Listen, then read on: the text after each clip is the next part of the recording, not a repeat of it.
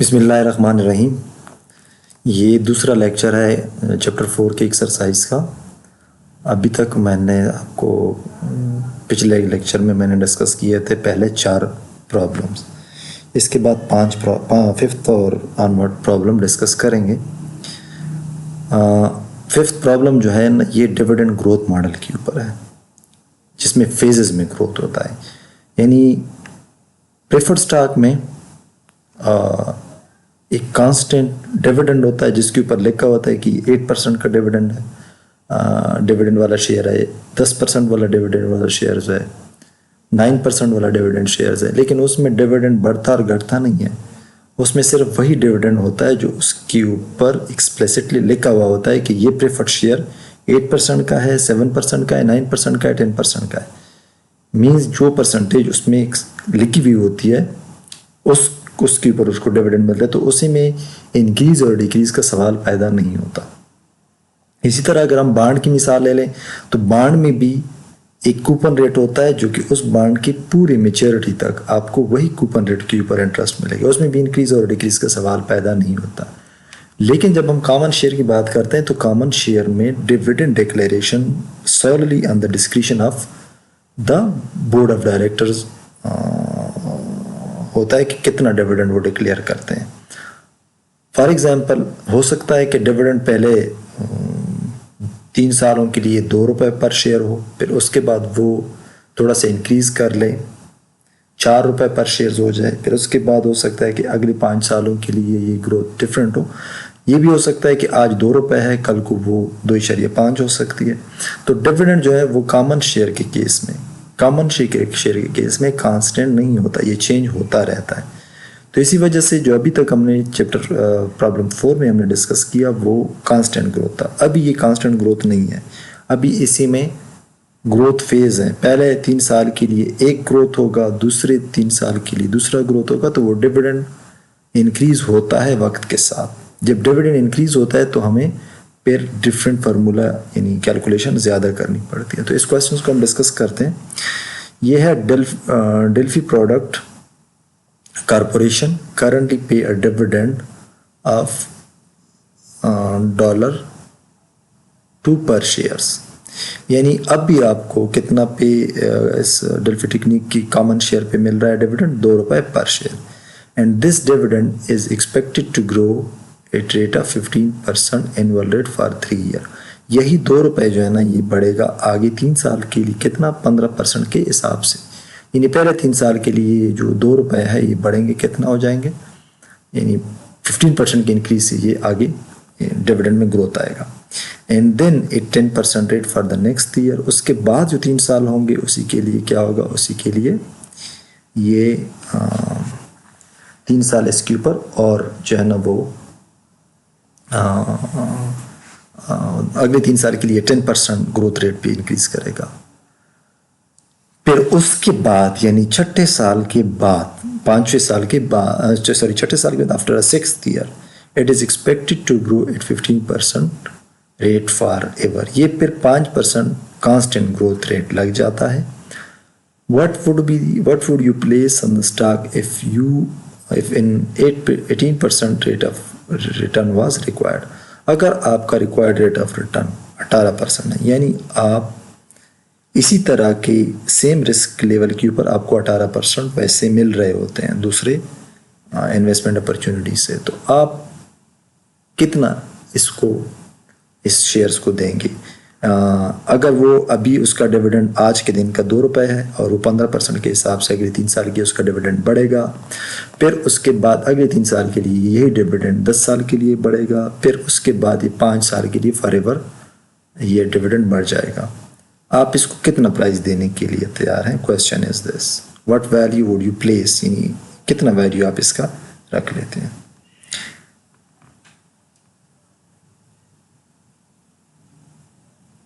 I have a timeline graph. Here it is. No, this is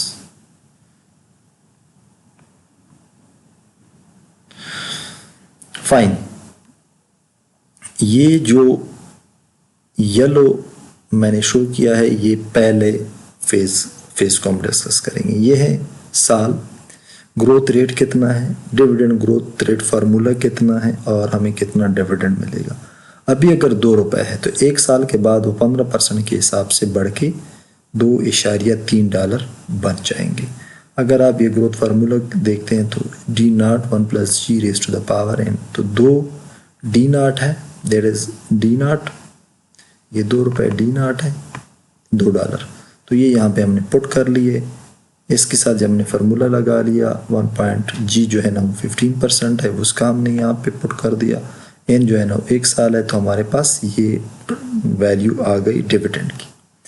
फिर दूसरे साल के लिए यही डिविडेंड फिर बढ़ा, यानी 2 1 + 0.15 ये डिविडेंड हो गया।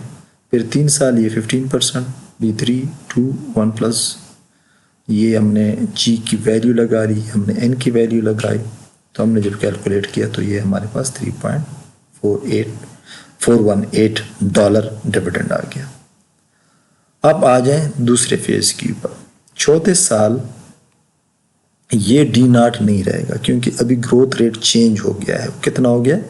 10% हो गया अगले 3 साल के लिए। तो हमारे पास ये जो वैल्यू है ना, ये हमारे पास अब आगे चलेगी। तो हम क्या करेंगे, D4 =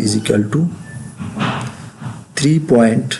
ये नया फेज स्टार्ट हुआ, 3.0418 into 1 + 0.10⁻1। तो इसके लिए चौथे साल के लिए हमारा जो D0 है वो तीसरे साल का डिविडेंड होगा, यानी ग्रोथ रेट चेंज हुआ तो अब ये वाला डिविडेंड हम आगे लेके जाएंगे।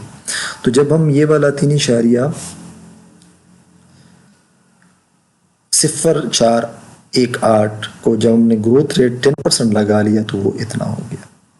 फिर इसी के ऊपर हमने जब दूसरी दफ़ा 10% लगा लिया तो वो इतना हुआ। फिर तीसरी दफ़ा जब हमने लगा लिया तो ये आ गया हमारे पास डिविडेंड 4.0486। एक दफ़ा फिर जब हम दूसरे फेज़ में जाएंगे तो पहले फेज़ के लिए तो हमारे पास D0 $2 था, लेकिन दूसरे फेज़ के लिए हमारे पास D0 पिछले फेज़ का आखिरी डिविडेंड होगा, उसको हम उसके ऊपर हम ग्रोथ रेट लगाएंगे। इसके बाद यही डिविडेंड आगे बढ़ेगा कांस्टेंट ग्रोथ के हिसाब से। कितने हिसाब से? 5% का कांस्टेंट ग्रोथ लगेगा छठे साल के बाद फॉरएवर।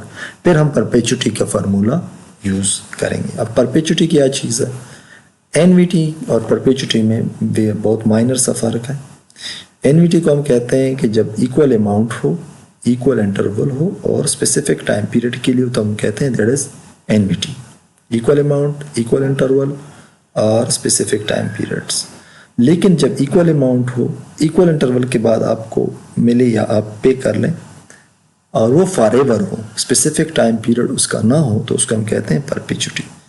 तो ग्रोथ, कांस्टेंट ग्रोथ रेट में हम ये कांस्टेंट ग्रोथ रेट वाला फार्मूला यूज करेंगे। लेकिन पहले ये दो फेज क्या करेंगे, present value of dividend stream for first 6 year. अब हम 18% चूंकि हमारा रिक्वायर्ड रेट ऑफ रिटर्न है, तो इसी के ऊपर हम इसको डिस्काउंट करेंगे। 18% के लिए पहले साल का ये डिस्काउंट फैक्टर आ रहा है, दूसरे साल का ये आ रहा है, तीसरे का ये आ रहा है, चौथे का ये आ रहा है, पांचवे का ये, छठे का ये। जब हम ये प्रेजेंट वैल्यू और डिविडेंड को हमने मल्टीप्लाई करके ये हमारी प्रेजेंट वैल्यू आ जाती है डिविडेंड की, तो $10.5344 प्रेजेंट वैल्यू पहले दो फेजेस जो है ना उनकी बन जाती है। लेकिन अभी हम इसको थोड़ा सा आगे देखते हैं कि छठे साल के बाद क्या सीन बन रहा है। अब ज़रा ये देख लें कि present value of constant growth after 6 year, so consider 6th year is year 0।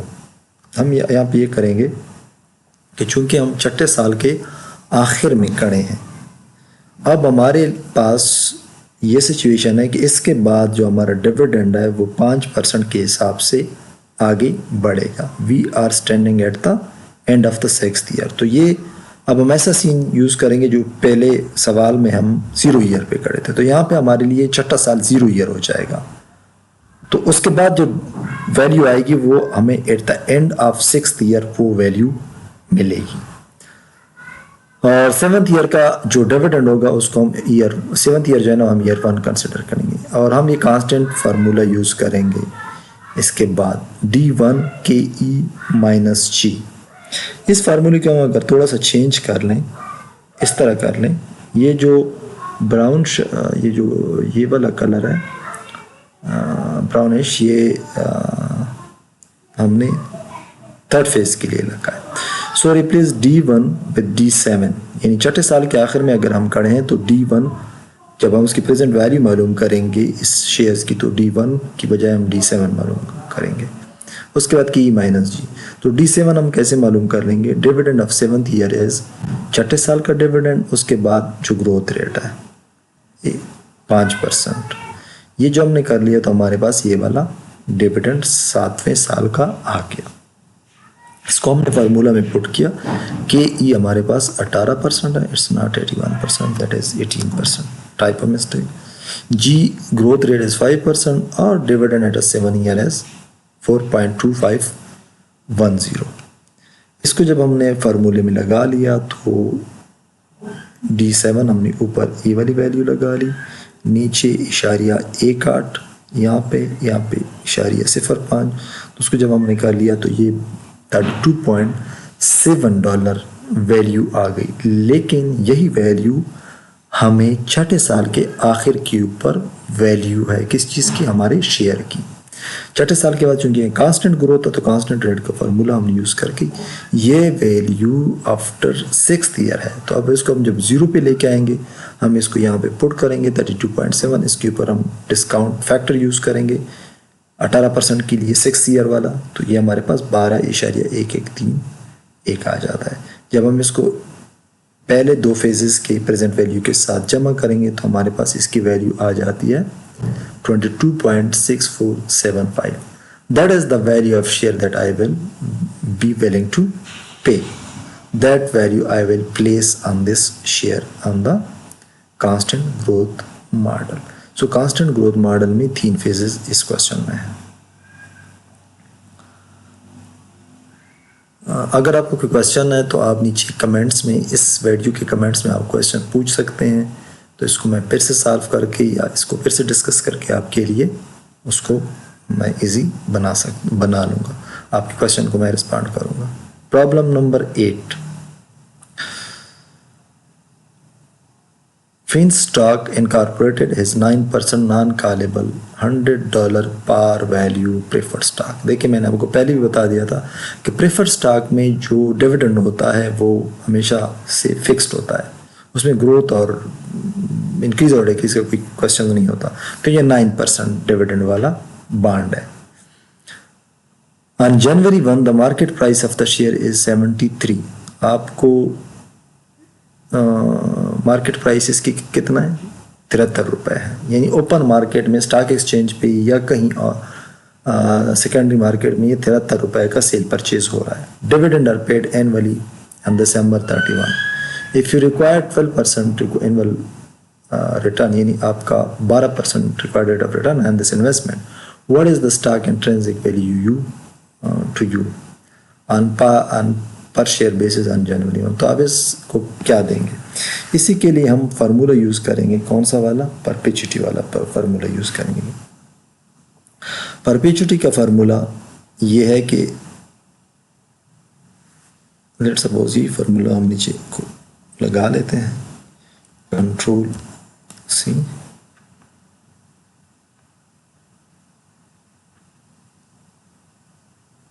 B. अच्छा, ये इसको आप थोड़ा सा चेंज कर लेंगे, DIV P, dividend of preferred stock, इसको आप थोड़ा सा required rate of return on preferred stock, तो इसमें आप वैल्यू पुट कर लें। आपके पास डिविडेंड कितना होगा? अगर 100 रुपये का शेयर है, उसी के ऊपर 9% डिविडेंड मिल रहा है, तो आपको 9 रुपये का डिविडेंड मिलेगा, $9 का, सॉरी रुपीज़ का नहीं। और आपका रिक्वायर्ड रेट ऑफ रिटर्न कितना है? 12% है, तो आप इस 12% को क्या करेंगे? डिविडेंड को यहाँ पे पुट कर लें, यानी प्रेफर्ड स्टॉक के डिविडेंड के ऊपर, और नीचे 0.12 लगा लें, तो आपको बहुत इजीली ये वाला 75 रुपीज़ प्राइस जो है ना ये इंट्रिंसिक वैल्यू कैलकुलेट हो जाएगी। अगर आप मज़ीद इसको थोड़ा सा वो करना चाहते हैं तो आप ऐसा कर लें, इसको यहाँ पे कर लें ऐसे, कंट्रोल सी हो गया। यहाँ पे आप कर लें $9 शिफ्ट नो, यहाँ पे आपकी भी कितना रिक्वायर्ड रेट ऑफ रिटर्न 0.12। जब आप यही सॉल्व करेंगे तो आपके पास ये वाला वैल्यू आ जाएगा।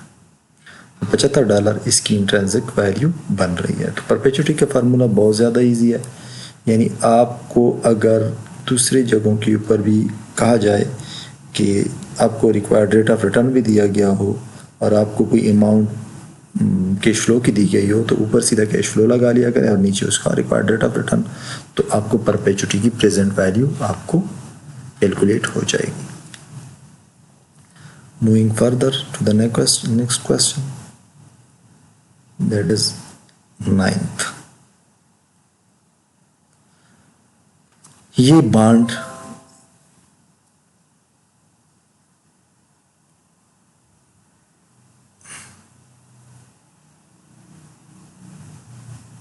अच्छा, अब बॉन्ड की क्वेश्चन को सॉल्व करते हैं थोड़ा सा। The 9% coupon rate bond of Melbourne mining company have exactly 15 year remaining to maturity. अब एक कंपनी है मेलबर्न माइनिंग कंपनी, उसके बॉन्ड लोगों को इशू किए गए, उसकी अभी मैच्योरिटी में 15 साल रहते हैं। Current market of the bond of one of this is 1000, par value bond is 700। अभी आपके पास चूंकि इसकी पार वैल्यू 1000 है, लेकिन राइट नाउ ये कितने पे सेल हो रहे हैं? 700 पे। अभी ये बॉन्ड 700 पे सेल हो रहे हैं, 1000 का बॉन्ड 700 पे सेल हो रहा है। इंटरेस्ट इज पे सेमी एनुअली, ये आपको क्या दे रहा है? जो इंटरेस्ट है वो आपको सेमी एनुअली पे कर रहा है। Melanie Gibson places a nominal value, nominal annual required rate of return is 14%। उसका required rate of return कितना है? 14% है। What dollar intrinsic value Melanie placed on one of these bond assuming semi-annually compounding? यानी इसमें यह है कि 1000 का बॉन्ड है, अभी उसके 15 साल मैच्योरिटी में बाकी हैं। कितने साल बाकी हैं? 15 साल। तो n इज इक्वल टू 15 और जो रिक्वायर्ड रेट ऑफ रिटर्न है वो आपका 14 है, 14%। कूपन रेट जो है ना वो 9% है और ये बॉन्ड जो है ये 1000 की फेस वैल्यू है इसकी, लेकिन ओपन मार्केट में ये 700 का सेल हो रहा है। आपको ये कहा गया कि इसकी वैल्यू कितनी होनी चाहिए, ये आपसे क्वेश्चन है। ये तो मार्केट वैल्यू है, दैट इज ओपन मार्केट में ये लोगों ने मतलब डिमांड एंड सप्लाई की वजह से ओपन मार्केट में इतना है, लेकिन आपकी कैलकुलेशन के मुताबिक प्रेजेंट वैल्यू के कंसेप्ट के मुताबिक इसकी क्या वैल्यू होनी चाहिए, जो फैक्टर हम कंसिडर करते हैं बॉन्ड में। सबसे पहले आप क्या करें, टाइम टू मैच्योरिटी 15 ईयर है तो फेस वैल्यू 1000 है, ठीक। और आपको यानी जो डेटा हम वो करेंगे, अच्छा एनुअल कंपाउंडिंग के ऊपर हम ये वाला पहले करते हैं। Face value of the bond 1000 है, coupon rate is 9%, required rate of return is 14%। अब इंटरेस्ट रिसीव्ड ऑन बॉन्ड, अगर ये 1000 का बॉन्ड है, इसके ऊपर आपको 9% कूपन मिल रहा है, तो 1000 में 9% $90 बनते हैं, तो आपको $90 मिलेंगे। प्रेजेंट वैल्यू इंटरेस्ट फैक्टर जो 14% के हिसाब से हैं, 15 यानी उसके लिए 15 साल के लिए, तो वो पॉइंट सिंगल अमाउंट के लिए 0.1404, this is discount factor, table में से आप देख सकते हैं। प्रेजेंट वैल्यू इंटरेस्ट फैक्टर अगर ये सेमी एनुअली है तो ये 30 साल का क्या होगा, 30 साल का आपको यानी ये 30 इयर्स नहीं होंगे, 30 सॉरी दैट इज जब सेमी एनुअल होगा तो आप 30 इयर्स को 2 से मल्टीप्लाइड करेंगे, ये 30 पीरियड होंगे ऑफ 6 मंथ, 6 महीने के 30 पीरियड बन जाएंगे। और आप अपना रिक्वायर्ड रेट ऑफ रिटर्न जो है ना वो 2 पे डिवाइड करेंगे। मैं फिर से बता दूं, जब हम सेमी एनुअली कंपाउंडिंग का फार्मूला किसी भी प्रेजेंट वैल्यू में यूज़ करेंगे तो उसमें नंबर ऑफ ईयर को हम डबल करते हैं सेमी एनुअल के लिए, और रिक्वायर्ड रेट ऑफ रिटर्न को हम हाफ करते हैं, जिसको डिस्काउंट रेट भी कहा जाता है। तो डिस्काउंट रेट और रिक्वायर्ड रेट ऑफ रिटर्न को हम हाफ करते हैं। इसी तरह अभी जो इंटरेस्ट है वो आपको 45 रुपये मिलेगा, यानी अगर साल में आपको 90 मिल रहा है तो हाफ एनुअली आपको 45 रुपीज़ मिलेगा। तो present value interest factor for annuity जो है ना वो इतना 12.409 डिस्काउंट फैक्टर इसका बन रहा है। The bond page interest semi-annually for 15 years and face value will be received at the end of 15th year.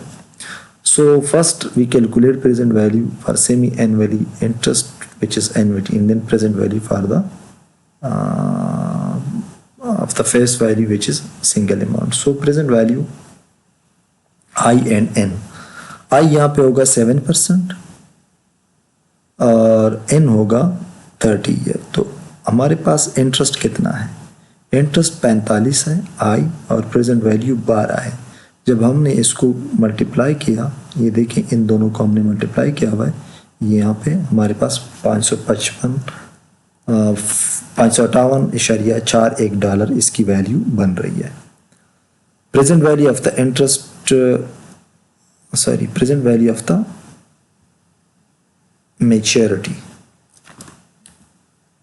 Maturity value. So मैंने मैच्योरिटी वैल्यू यहाँ पे लिख लिया। तो यहाँ पे भी हम चूंकि सेमी एनुअली दे रहे हैं तो यहाँ पे भी 7% होगा और यहाँ पे 30 ईयर होगा। तो ये वाला हम क्या करेंगे, 7% फॉर 30 ईयर हम देखेंगे। तो उसके हिसाब से ये 140, चूंकि उसका डिस्काउंट फैक्टर ये बन रहा है, तो हमने जब इसको 1000 के साथ मल्टीप्लाई किया तो हमारे पास 140। तो इसकी इंटरेस्ट की बॉन्ड वैल्यू, इंट्रिंसिक वैल्यू जो है ना वो $698 है। इस पे मैं थोड़ा सा इसको चेक कर लेता हूँ, लेकिन आप क्या करेंगे, इसको अगर आप ऐसा कर लें कि मैं बता दूं कि चूंकि इंटरेस्ट आपके पास कितना है 45 है, तो इसको आप मल्टीप्लाइड करेंगे कौन से डिस्काउंट रेट के साथ, 12.409। जब हम इसको मल्टीप्लाई करेंगे दोनों को तो हमारे पास ये वाली वैल्यू आ जाएगी। इसी तरह हमारे पास फेस वैल्यू या मैच्योरिटी वैल्यू कितनी है, 1000 है। जब हम इसको मल्टीप्लाई करेंगे डिस्काउंट रेट के साथ, डिस्काउंट रेट जो है ना वो 0.1401 है, तो उसको हम क्या करेंगे, ये हमारे पास ये वैल्यू आ जाती है। बट बियर इन माइंड, जब आप इस वैल्यू को देखेंगे तो इसके लिए आपका इंटरेस्ट रेट 7% यानी 7% के कॉलम में और 30 साल के सामने, यानी 30 साल के रो में 7% के कॉलम में। जब आप वैल्यू देखेंगे एन्युटी के लिए तो आप ये वाला उठा लेंगे और सिंगल अमाउंट के लिए ये वाला उठा लेंगे। इसको जब आप इनके साथ मल्टीप्लाई करेंगे, क्योंकि $45 जो आपको मिल रहे हैं ये हर 6 महीने के बाद आपको मिलेंगे और 30 साल तक मिलेंगे, तो हम इसको क्या कहते हैं, इसको हम ऐसे उसको हम एन्युटी कहते हैं। ठीक, तो इसके लिए हम एन्युटी का फार्मूला यूज़ करेंगे और ये मैच्योरिटी वैल्यू जो बॉन्ड आपको 30 साल बाद मैच्योर होके उस बॉन्ड होल्डर को वापस दिया जाएगा, तो उसको हम क्या कहेंगे, उसको हम सिंगल अमाउंट पे डिस्काउंट करेंगे। तो ये जितनी भी आपकी अभी तक वैल्यूएशन है ये प्रेजेंट वैल्यू कॉन्सेप्ट के ऊपर चल रहा है। तो प्रेजेंट वैल्यू कॉन्सेप्ट जो है ना वो इसमें सारा यूज़ हो रहा है, क्योंकि फाइनेंस में प्रेजेंट वैल्यू या टाइम वैल्यू ऑफ मनी का कंसेप्ट जो है ना वो वैल्यूएशन के लिए ज़्यादा यूज़ होता है।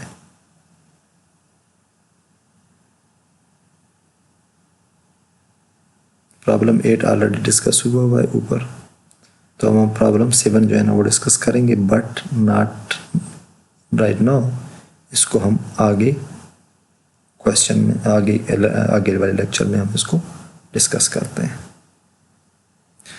इन्हीं फीडबैक के लिए मैं मुंतज़िर रहूँगा आपकी इस लेक्चर पे कमेंट्स का, इस चैनल को आप सब्सक्राइब कर लें और बाकी फ्रेंड्स को भी कह दें कि इसको सब्सक्राइब कर लें।